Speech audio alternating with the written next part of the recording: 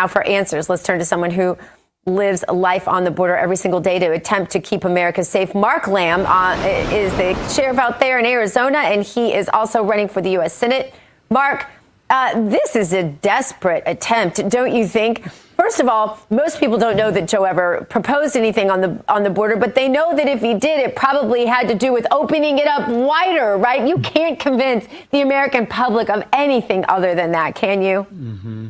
Yeah, the Democrats often forget that their actions matter more than their words. The problem is they think the American people are stupid. Yeah. And so they think is they can just totally open the borders for 3.5 years, and in the last 6 months they can pretend like all of a sudden they want border security.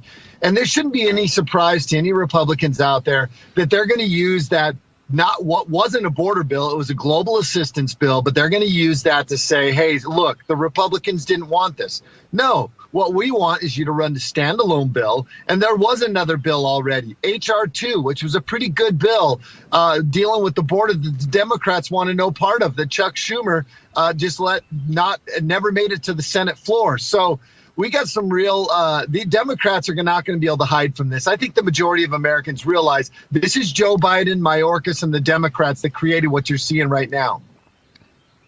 Sheriff Lamb, I want to turn a bit to some local politics there in Arizona that can have national implications, particularly when it comes to illegals. Listen to this headline, then I'd like to get your response. Arizona lawmakers push one of the toughest border laws in the country towards statewide vote. So last week, Arizona Republicans advanced the Secure the Border Act, which would allow Arizona voters to decide in November whether local law enforcement officers can arrest undocumented border crossers. It's a job that courts have ruled falls under federal authority. So what are your thoughts on this proposed law? And I'm just going to point you to Texas as the case study, if you will, for the implications of this. But I'd like to see how you think this might play out in Arizona.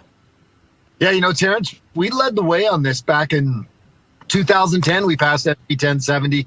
So we were already trying to get our states' rights, ability to hold people accountable. And now, fast forward, here we are 12, 14 years later, and Texas is now doing the same thing. Arizona's now looking at it again.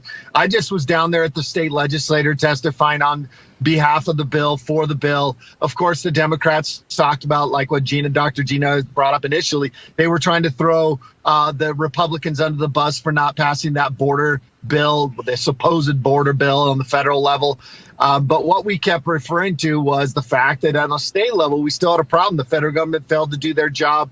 They had some issues, and we as sheriffs are working hard to make sure that we dial in all of the probable cause, potential funding sources. All of this is going to come into play once this law passes. But I like the fact that the people of Arizona are going to get to vote on it. And I think the people of Arizona will vote to pass this bill so that it's illegal to be in Arizona without having citizenship or some type of status. Yeah, sure. Now, if the voters say no to it, though, what do you think the impact could be? If the voters vote this referendum down, what will the larger impact be? Well, it depends on what happens in November. If President Trump wins, it won't have hardly any impact. But if they vote it down, Trump will fix the border. If Biden somehow, if America loses their head and actually votes this goof back and his people behind him, then we got bigger problems than that anyway. We're at a really critical point in our country, and whether we're going to have freedom or not. And I think this election will tell it. So let's hope that President Trump wins. And so if the voters don't vote for it, we're going to fix the border anyway. Help me out, Sheriff, through this with this proposed law, because I'm just an anchor with makeup. The thing is, what I don't understand is that, okay, so you guys down in Arizona, you arrest them, great. Let's say the law passes, you arrest them, but then what? At that point, aren't you just turning them over to federal custody, if you will? And then it becomes, I don't want to call it catch and release, but it just becomes like, well, then what do they do with them in terms of jails or sending them back over the border? I'm talking about if Biden is still, quote, air quote, in charge. It's still, you still have to turn them over to federal custody, right? It's not like Arizona can go across to Mexico and say, here you go. So how is that going to work?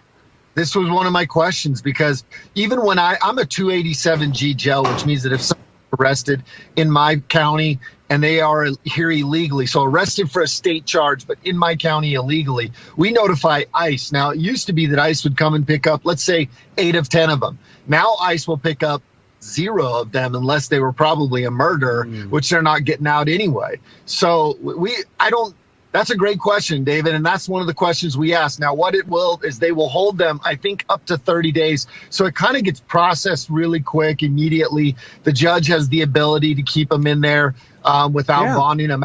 But eventually, somebody's got to deal with them on the backside. So you're like you said, returning them to the Border Patrol or the federal government or ICE. And then what are they going to do? Are they still going to let them in? Right. Sheriff Mark Lamb, you ask some significant questions. We'll be watching. Thank you so much for being here.